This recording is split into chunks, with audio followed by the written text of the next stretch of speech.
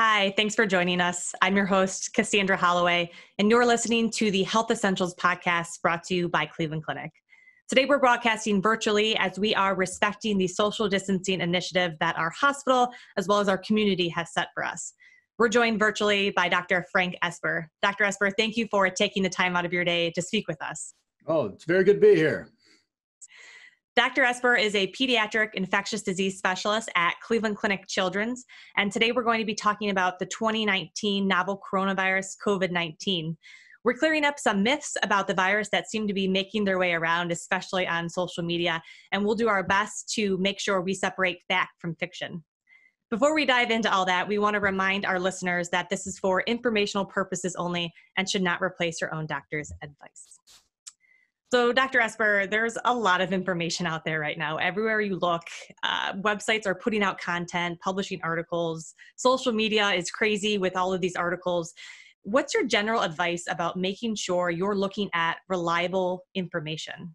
Yeah, listen, the information is out there. It's all that we've been talking about for the last, several months. I actually look forward to hearing some non-coronavirus news. God help me, someday I'll be able to talk about salmonella again and all these other germs that are out there. But right now, coronavirus is just inundating everywhere, and any time you turn on a TV or you go to a website. It's very difficult though, because some of the information that you get may not be accurate or may be someone's opinion, but it looks more like an official recommendation or based on science, and that science may or may not have been real. The best thing to do, though, is to generally not go to every source out there on the internet, but to really focus on several different sources that are really giving you the most up-to-date information. The first place that I generally go would be for the Centers for Disease Control or the World Health Organization. The Centers for Disease Control will tell you what's going on in the nation as a whole, and it gives you, it basically is able to bring all the types of information from all the different medical literature, scientific literature, but then present it in a way that a lot of people can understand, that you don't have to understand the science, but you can understand what they're trying to tell you and what it all means. The World Health Organization tells you what's going on in the world. The other place to really go is to your state health department. Ohio has a fantastic one, but a lot of states have very, very good health information specific to your state. And all of those really are giving you very good information in ways that you can read.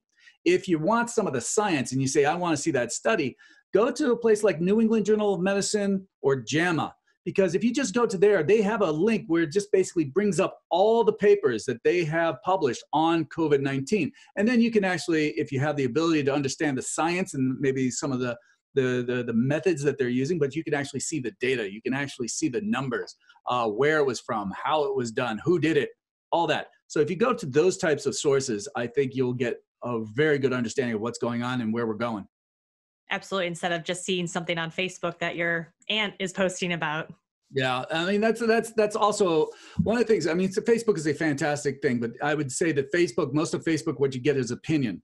And if you really want to allow where people's opinion and fact come together, that's going to be places like Centers for Disease Control, the Ohio Department of Health. And it's also very important not just to check it once and then walk away. I mean, you should check that 2 times a week at least, because the information's coming in so much, so fast. And a lot of things that we said last week are no longer applying this week. And that's one of the reasons why people can get so overwhelmed with all the information that's out there. Absolutely. Yeah, change is quick. So let's dive into some of these statements and claims that we're hearing and kind of get your expert opinion on them. Okay. So we keep hearing about lemon juice or lemon water, whether you're gargling with it or you're drinking it. It's said that viruses can't live in acidic environments. Yeah. Is there any truth in lemon juice protecting you from COVID-19? Right. There are many, many different viruses out there, and some may be much more susceptible to lemon than others. But this virus, we've actually done that study. They did a great study where it showed how well a virus can survive in this particular virus, coronavirus, can survive in outdoor environments, one of which was based on the pH, because that's what lemon juice is. It's just acidic fluid, okay? And if can the virus survive in acid? Unfortunately, the answer is yes. This virus was shown to be viable down to a pH of 3, which is about where lemon juice would be. And that's straight lemon juice, not diluted. And anytime you dilute something, the pH will go right back up. So gargling with lemon juice and water, probably not going to be useful. Now, for those people who actually have sore throats, gargling with hot water or lukewarm water with salt is sometimes really helps or heal a sore throat. But I wouldn't use anything with acid in it, because that would, like lemon juice or orange juice or anything like that, because that usually irritates an already inflamed throat. Great advice. So the next one is, can mosquito bites spread COVID-19? Yeah, no, thankfully. All right. There's a lot of bright spots. A, we don't have a lot of mosquitoes in April, thankfully. But B, this is not a bloodborne infection. That's what mosquitoes transmit. Mosquitoes are basically biting someone, getting their blood, and then going off and biting someone else and inserting that blood and then taking more, etc. And so that's how mosquito spreads infections. And so those infections have to be in the blood. Things like malaria, things like West Nile, those can live in the blood. This virus, while they have shown that you could detect the virus for a very short amount of time in the blood, it is not something that's prevalent in the blood, and it stays in there very long.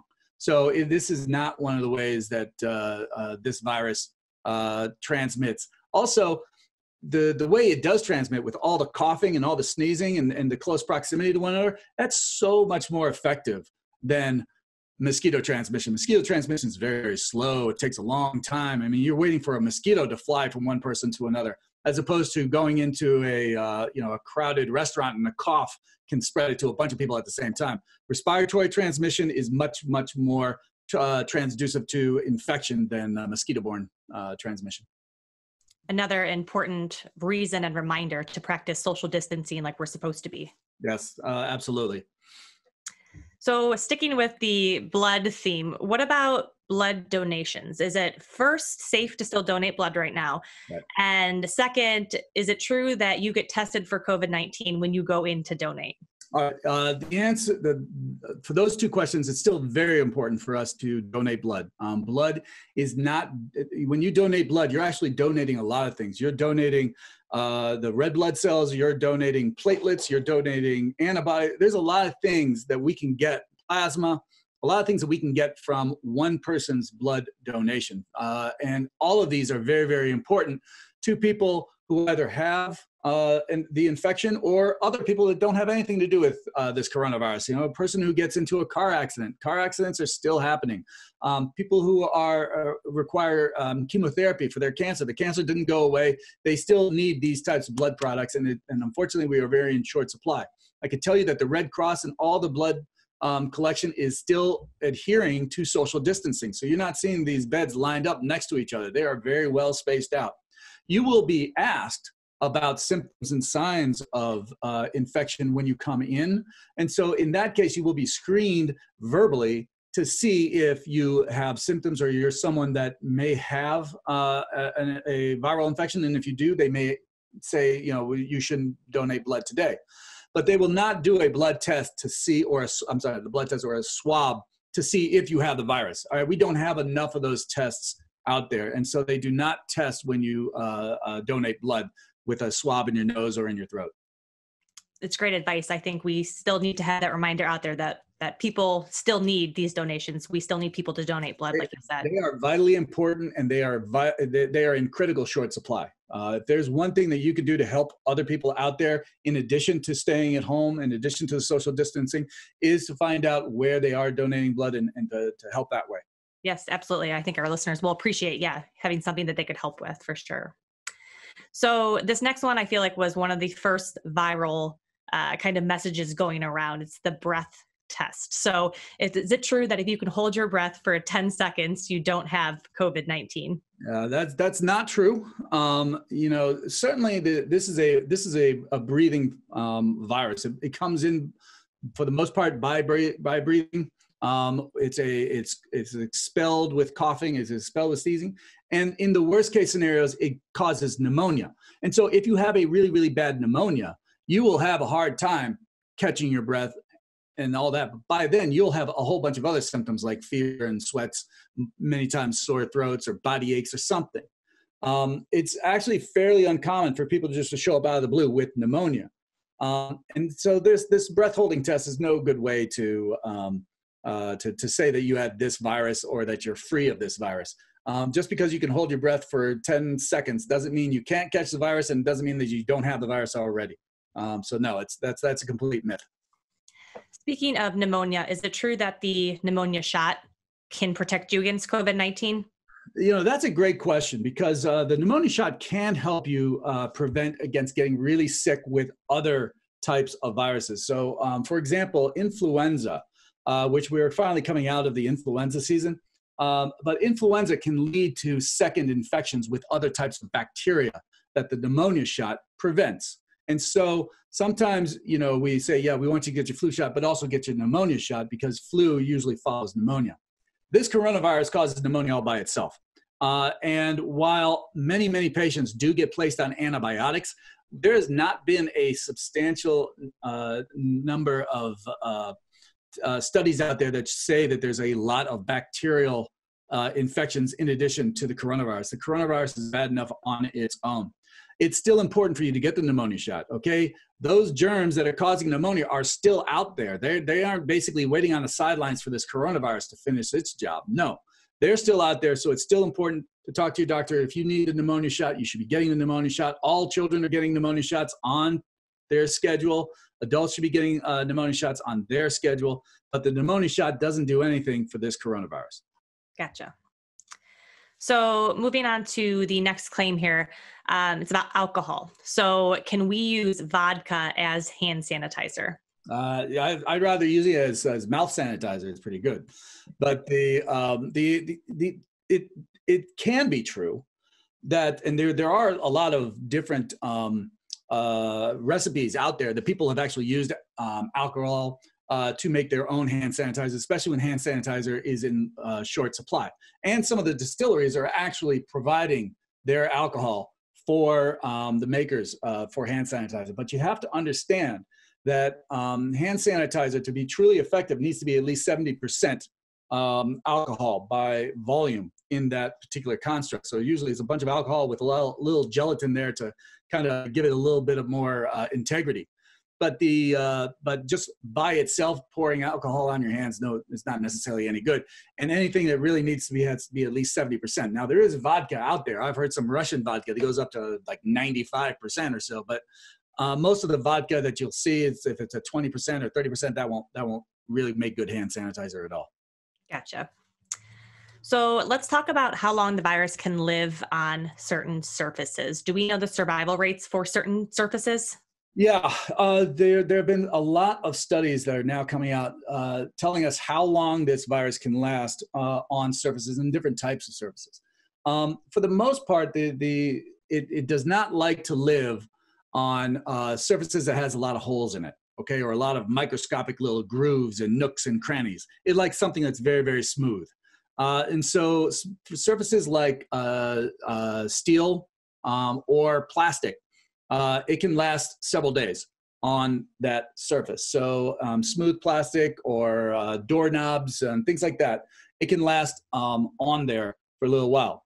Whereas things like cardboard, you can imagine cardboard has all these little microscopic little holes in it, fabric, it does not last very long in there, less than a day, only measured based on hours.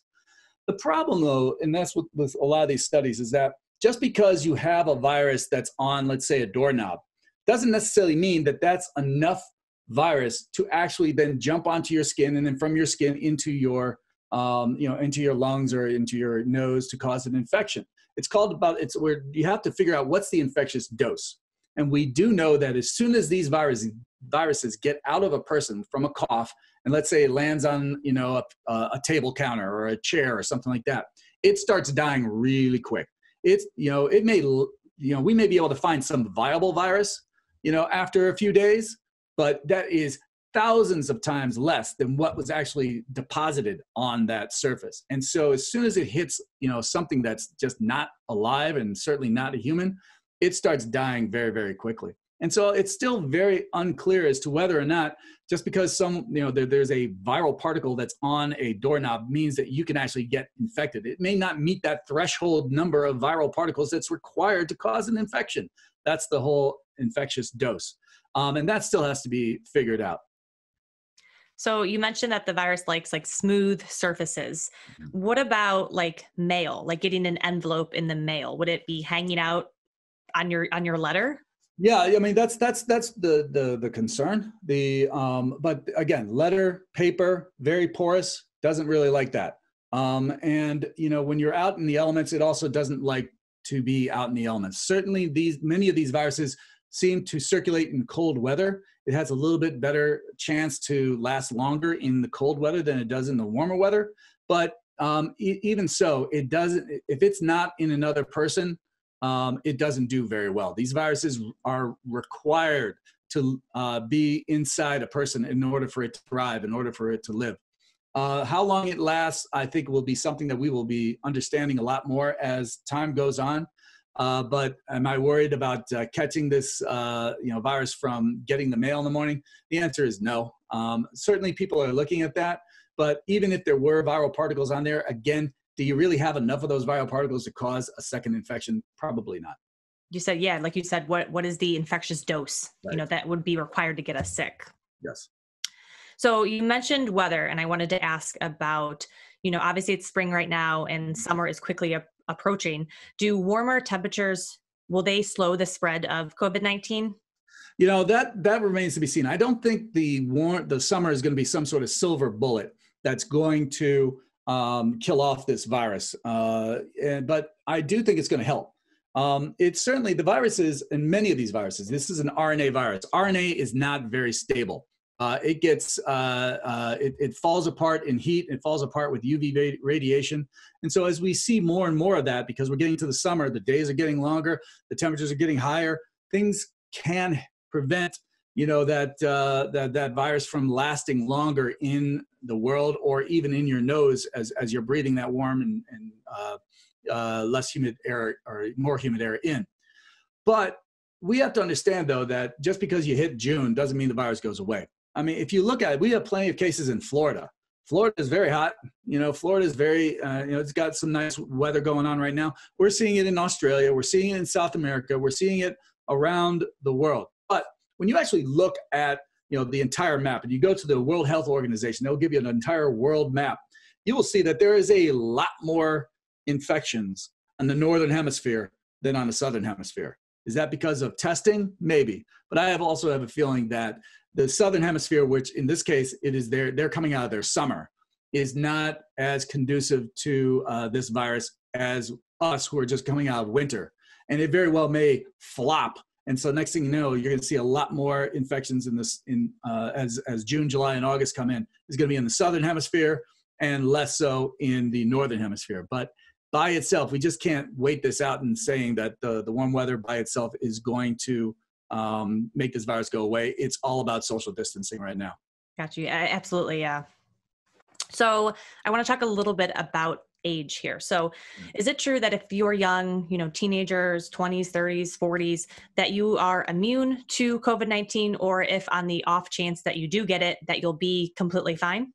It's not an immunity. Just because you're under the age of 20 doesn't mean that you are immune to this virus. This virus can infect any age and can cause really, really sick disease in any age. However, those people who are younger are more resilient to the effects of this virus. The younger age groups don't seem to be infected as much and don't seem to get as sick as older age groups. But that being said, we have seen plenty of young children who have gotten very, very sick and even died from this virus. This is a virus. It can kill you if you let it, and don't let it. Don't get infected. Everybody deserves to be safe, and therefore that's why we have to say, yeah, the schools have to be closed. Everybody has to be safe, whether you're a small child or an older adult. And even if you don't get sick, it doesn't mean that a younger person can't transmit it to someone who can get very sick because they're in an older age group. So we're all in this together. But we are very thankful that children, young adults don't get nearly as sick and certainly don't have the death rate that older individuals do. The most recent study from the Centers for Disease Control, it's a few weeks old right now, but when they looked at the first 4,000 cases, they did see a substantial number of individuals between the ages of 24 and 44 actually accounted for a lot of the hospitalizations. So just because you're in your 20s, 30s, and early 40s doesn't mean that you're off the hook. You should still be very tuned in to what's going on with this virus and how to protect yourself. Absolutely. And I like your point about if you are younger and you do have these symptoms, even if you're, asymptomatic, you could still transfer to older people who, will have a harder time with it. And I think it's just another important reminder, social distancing, it's everyone sacrificing right now for sure. Yeah. And the amount, we're starting to really appreciate how much asymptomatic patients are. At least, in some studies, anywhere between 15 to 20% of people don't have any symptoms whatsoever, which is great for that person. But it doesn't necessarily mean that they can't spread. And so we're seeing some really good studies that are now really coming out that are being published that says that this virus can spread a few days before you even develop symptoms. And it may be some of the people who never develop symptoms can still spread the virus. So it's, again, very important that we all stay tuned, looking for all that good information that's from the CDC and World Health Organization or your state Department of Health to figure out exactly what you're supposed to be doing to keep yourself safe as well as everybody else around you. So, Dr. Esper, is it true that ibuprofen makes COVID-19 worse, or that we shouldn't be treating symptoms with ibuprofen because it's more dangerous? Yeah, that's been a topic of discussion for the last month or so. Someone from, I believe it was from France, that suggested that we shouldn't be using, it was like, I think it was the health foreign minister for France that said in a tweet, we shouldn't be using ibuprofen, but did not give us any data to back that up, nor have we seen any studies to this point that suggest that we shouldn't be using ibuprofen. People should still feel very safe about using ibuprofen if they have a fever, if they have body aches, and that at this point in time, we do not believe it causes any worse infection or worse disease. Now, the coronavirus can cause bad disease by itself, whether you have ibuprofen on or not.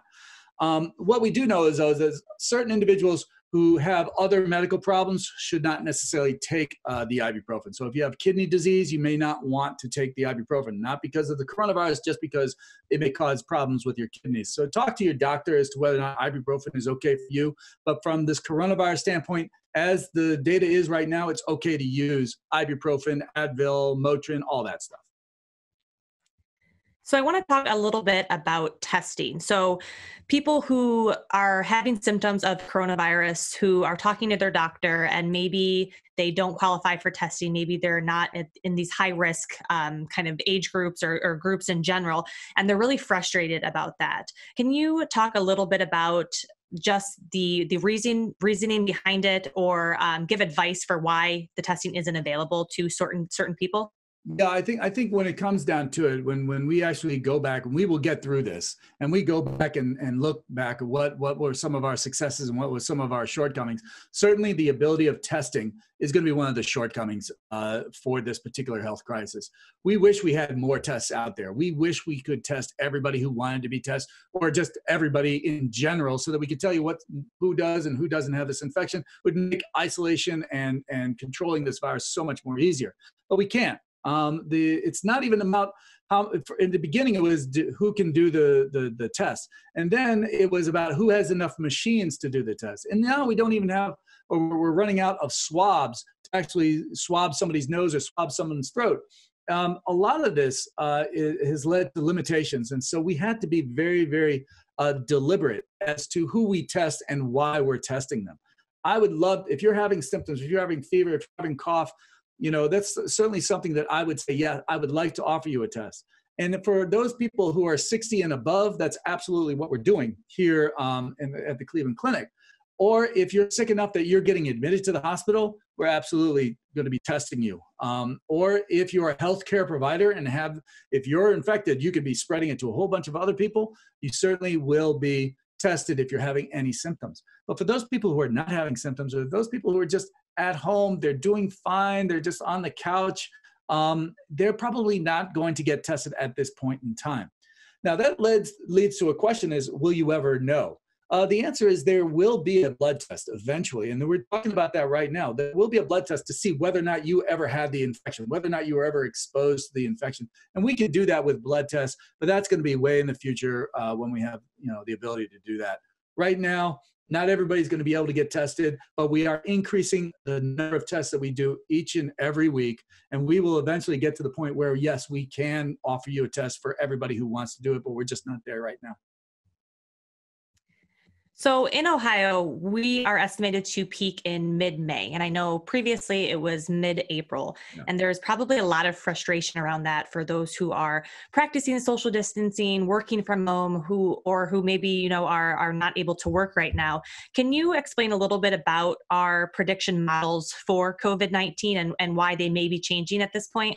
Yeah, I mean, this is all about people making their best estimates. They're writing their predictions out, and a lot of this is very, very complicated calculus where they're writing everything down on a piece of paper and they're putting out. And this is when we expect the things to happen. But if you remember last year, on paper the Browns were supposed to go to the Super Bowl. Well, that didn't happen. All right. You have to understand that these are just predictions, and these predictions are only as good as the assumptions that are made when you do these predictions. And sometimes this virus has been throwing curveballs ever since it started, and it's gonna do what it does.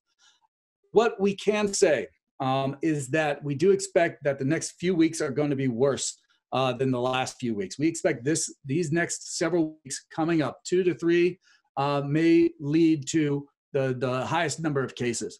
But what we can also say is that because what we have done here in Ohio, and certainly here in Cuyahoga County and Northeast Ohio, all that, everybody has really been all in on social distancing.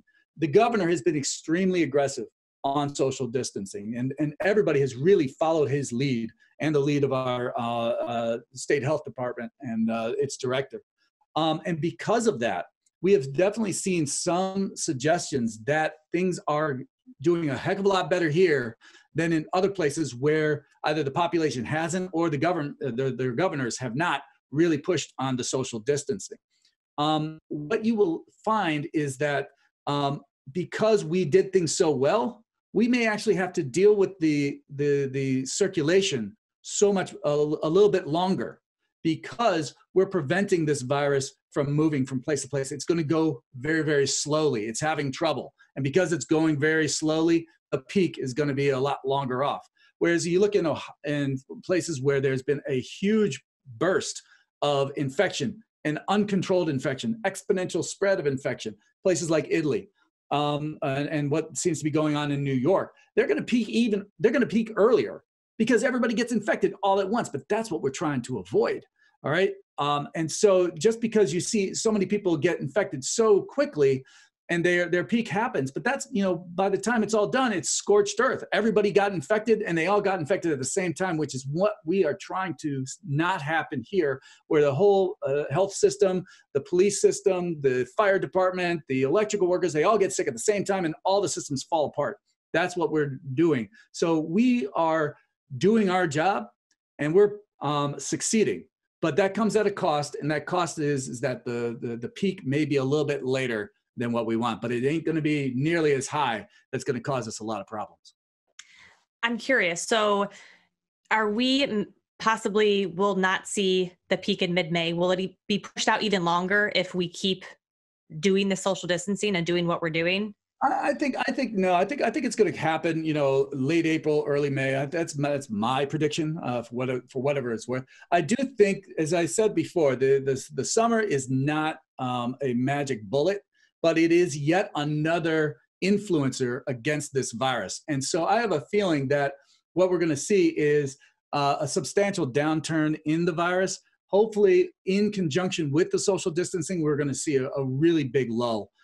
If not all, go away entirely. I mean, that seems like a long time from now, but I do expect that between those two things, we're going to see a substantial decrease in, late May, early June, and hopefully throughout the summer. And then the question is, does it come back? And then that's another podcast for another time. Absolutely. So what would be your advice to people about grocery shopping. So I know that, we're still allowed to go to the store, go to the grocery for our essential items. What advice would you give to people when they do have to go out and make a grocery shopping trip? Right. Well, you have to go, right? To protect yourself from this virus, you're not supposed you're supposed to isolate yourself as much as possible, but also to live, you have to eat. Okay. So you need to go, and you need to go to the grocery store. You need to go to get those items that you need for you and your family. The best thing to do is to really try to minimize the amount of trips that you go to the store, to really focus on what you need for the next week. And if you could do it once a week rather than 2 to 3 times a week or every day, you certainly don't want to do that, because every time you go into a store, that's an enclosed space, and that enclosed space can really aid in the transmission of this particular virus. So going there once a week is much better. And also, it's generally, if it's only one person rather than a group. I know that we all want to get out. I know that the kids are just anxious to do something, anything, even grocery shop. Before I had to, I had to pull them out of the house in order to go grocery shopping. Now they're just, please get me out of here.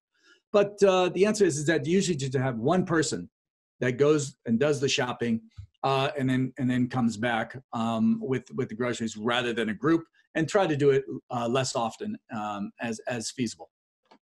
And I'm assuming probably avoid peak store times, probably just, again, trying to separate yourself. Yeah, you do. You do want to avoid peak store times, but I have no idea when peak store times are, because everyone's been told not to go, during peak store times. So everybody is showing up early in the morning, and everybody's showing up late at night, and those are now the peaks.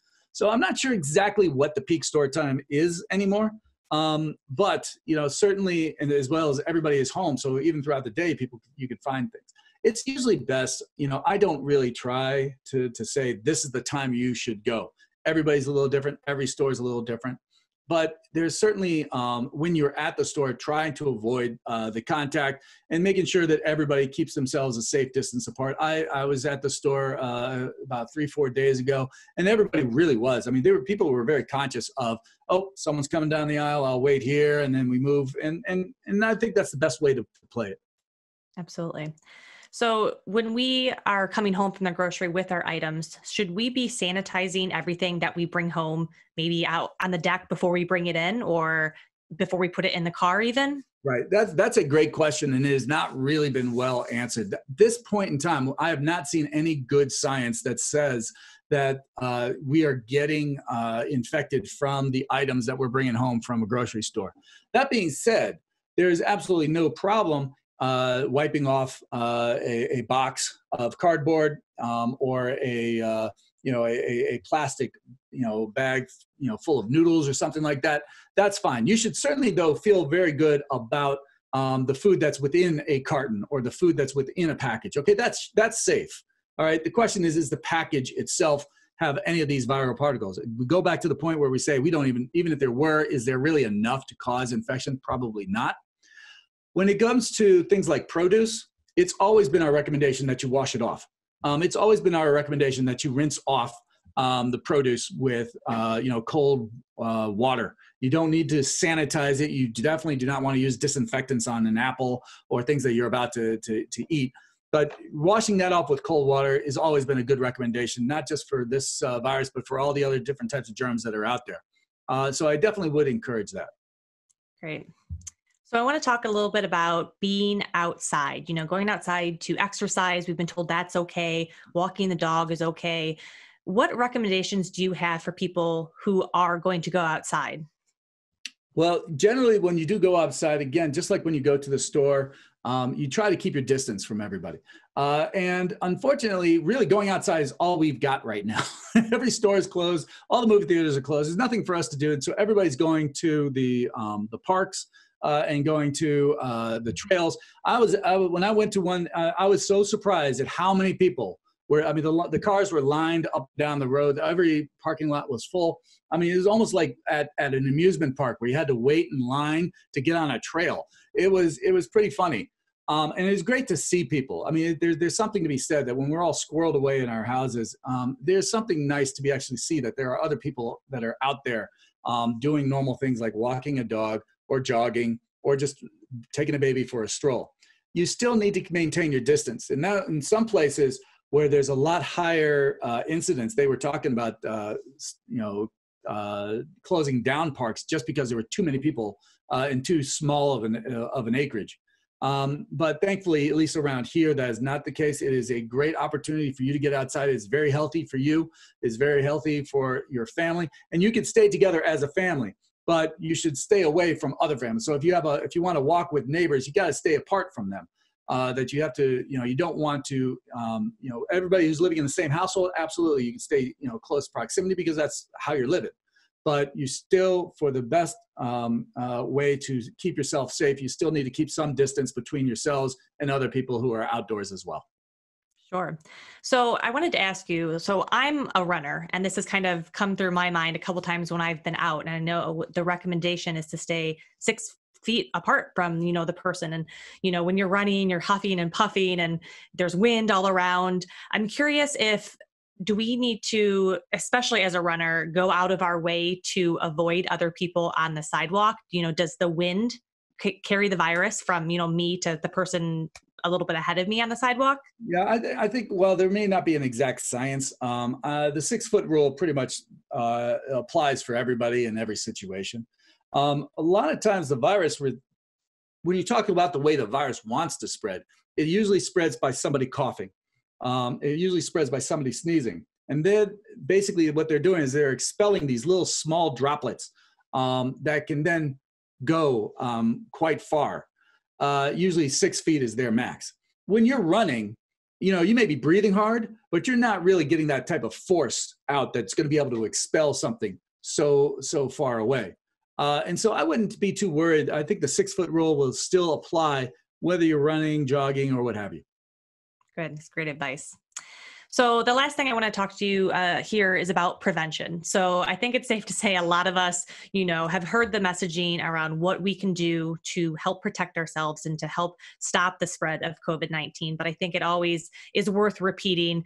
How can we protect ourselves? How can we stop the spread or prevent the spread from getting worse? We're doing everything there is now. Around the United States, everybody's doing something a little bit different. Every state's a little bit different, whether it's in what they're restricting or when they start restricting it. But certainly the social distancing is one of the best things that we have seen to prevent the spread from going further. Like I said, this virus cannot live outside the body. And so unless you give it a way out for it to find someone else, it's going to die off. It's going to be a dead end. So if you happen to be infected, the best thing that you could do to prevent this from spreading is to minimize who comes in that you could actually infect. And that's where the whole people are wearing masks when they're working with patients who are ill, because that prevents that virus from causing an infection. These viruses, all of them, including this coronavirus, they have a similar way of doing things. They are hit and run. All right, they infect you. They've got 5 to 6 days to make a whole bunch of millions and millions of virus babies, and then they get those virus babies out to somebody else. That is what they want to do. Make a note though. At no point in time does the virus really want to kill the person. All right, it doesn't need to kill you. It just needs you to cause a lot of virus babies to come out and then spread it to someone else. Whether you live or die doesn't make a difference to the virus. Honestly, the most successful viruses are actually the ones who let you be a little less sick so that you still go to work, you still go to school, you still go to the grocery store. You don't even know that you don't feel that bad. You think, it's just a bad cold. And that's why we don't even care about the cold viruses. This one obviously is very, very, it can cause people to get very, very sick. But one of the reasons why it spreads so well is that there's a substantial number of people aren't so sick. And that's how they were able to spread it before we realized what was going on. But in order to prevent this virus from spreading, the best thing you could do is right now, if you're sick, you stay home. If, for the people who aren't sick, to make sure that they don't get in contact with other people who could be sick. And a lot of people could be sick and they don't even know it. So it's always good to think that everybody is a possible person who could be infected. And that's not to say to shun everybody. All right, this virus is not some sort of pariah or anything like that. It's just this is where this is what the virus does. but to also make sure that you keep a safe distance and you wave happily to your neighbors and you wave happily to all the kids that are on the bikes as they go up and down the street. That's absolutely okay. But that's one of the best things that we can do right now. Then also the best thing you can do is to stay atop of all the recommendations that are coming out from the Centers for Disease Control, that are coming out from your state Department of Health and the World Health Organization. Remember, just keep using those sites to tell you how to stay safe and what's going on in the world and any new recommendations that you're able to follow. Absolutely. That's wonderful advice to end with. So thank you, Dr. Esper, for taking the time to share such great advice and information with us. I know so many listeners will find what you have to say really valuable today. Yeah, it's happy to do it, Cassandra. Thank you. For the latest news about COVID-19, visit clevelandclinic.org/coronavirus. If you want to listen to more Health Essentials podcasts featuring experts at Cleveland Clinic, subscribe wherever you get your podcasts from or visit clevelandclinic.org/HE podcast. And don't forget, follow us on Facebook, Twitter, and Instagram at Cleveland Clinic, all one word, to stay up to date on the latest health news and information about coronavirus, as well as your own health and wellness. Thanks again for listening. Take care of yourself and stay safe.